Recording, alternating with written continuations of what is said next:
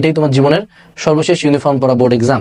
So এই ইউনিফর্মটা সম্মানের দিকে তাকায় নিজের লাইফের একটা স্টোরি লেখার জন্য ভালো মতো পড়াশোনা করো এবং ভালো মতো পরীক্ষাটা দিও, কারণ এই এক্সামটাই অনেক কিছু ডিকটেট করবে এবং এই এক্সামটার গল্প জীবনের অনেক জায়গায় বলতে হবে। এই এক্সামটা রেজাল্ট দিয়ে অনেক কিছু অ্যাচিভ করা যাবে। So give it your best shot. এটাকে খেলায় নিও না। লাস্ট 10 দিনে আসে কোনো টপিক যদি না পড়ে থাকো বাদ দাও, কোনো টপিক যদি কঠিন মনে হয় বাদ দাও, যদি কোনো ইম্পর্টেন্ট টপিকও আগে না পড়ে থাকো বাদ দাও, যা তুমি আগে পড়ছো এবং ওগুলোর মধ্যে যেগুলো ইম্পর্টেন্ট সেগুলো পড়ো। অর্থাৎ এই মোমেন্টে যারা ভাবতেছো 7 ঘন্টা 10 ঘন্টার একটা লেকচার করবো, পুরো একটা চ্যাপ্টারের ধারণা ওয়ান শট ক্লাস করে পরীক্ষা দিতে যাবা, তার পরীক্ষা হলে 100% ধরা খাবা। এই সময়টাতে নিজে পড়ার বিষয়, অর্থাৎ কোনো ক্লাস থেকে কিছু জানতে পারবা না, সেটা তুমি আমাদের ক্যাপস্টোন রিভিশন প্রোগ্রাম এখন কিনলা, এটা আমার নিজেরই প্রোগ্রাম, ঠিক আছে?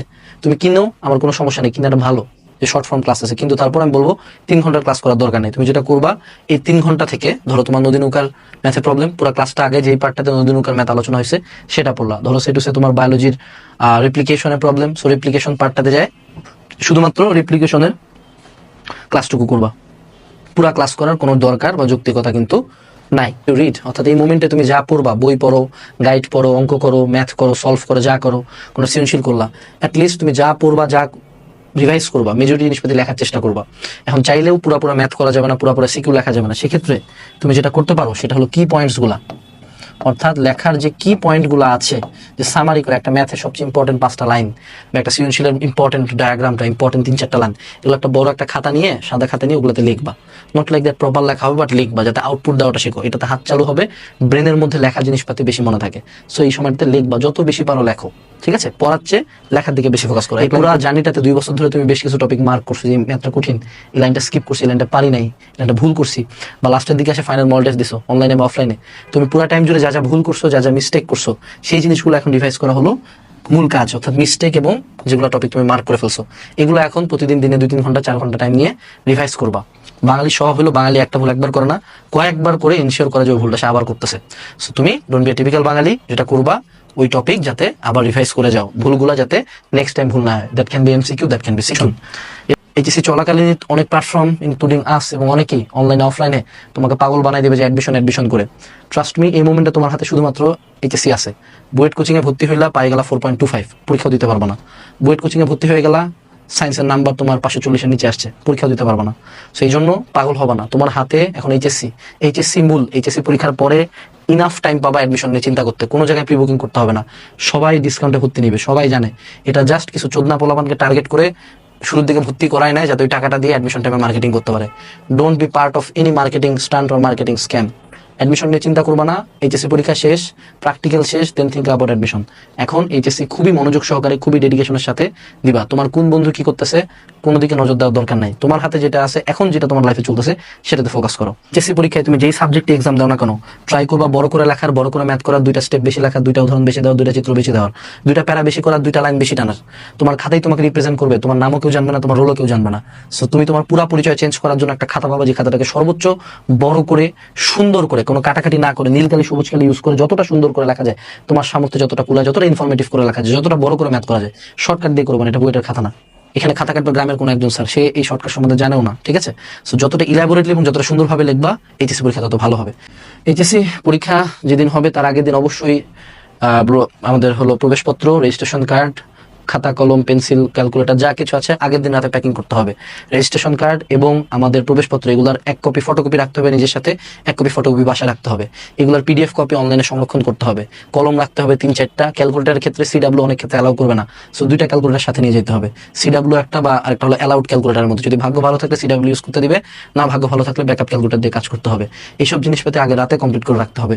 সেন্টার আমার বাড়ি থেকে যদি 1 পা হাঁটেও হয়, সেন্টারে মিনিমাম পরীক্ষা শুরুর 1 ঘন্টা আগে যাবো, কারণ 30 মিনিট আগে বা 1 ঘন্টা আগে থেকে ঢুকতে দেয় না। সো আমাকে নির্দেশনা মানে যেতে হবে। মূল প্রথম পরীক্ষার দিন অ্যাটলিস্ট সেন্টারে 2 ঘন্টা আগে যাব, কারণ আমাকে সেন্টারে আমার সিট খুঁজে বের করতে হবে। মনে রাখতে হবে সেন্টারে যায় বসে থাকা ভালো, রাদার দেন দেরি করে যায় দরজার মধ্যে পিটাপিটি ডাঙ্গাডাঙ্গি করে কান্দাকাটি করা।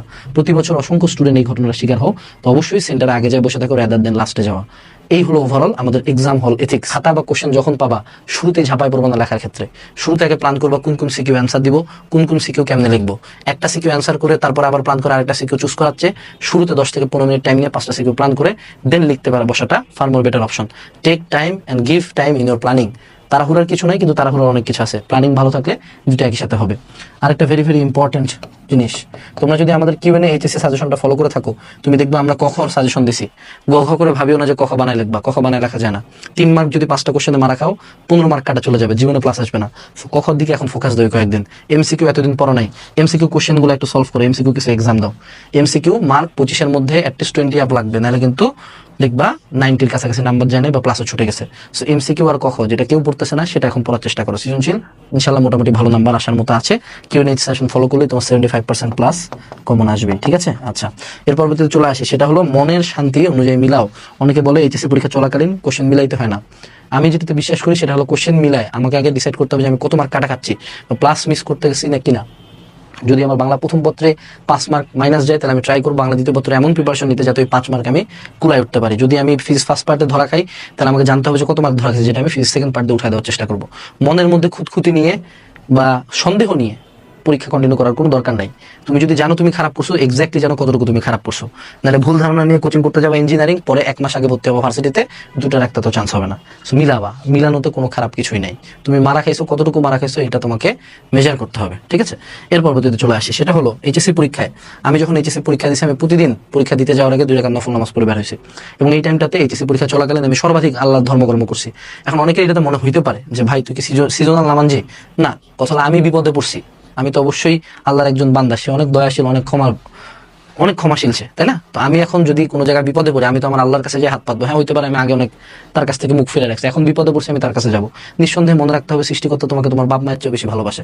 সো এমন কখনোই ভাববা না যে না আগে নামাজ পড়ি না, এই জন্য আমি এখন নামাজ পড়বো না।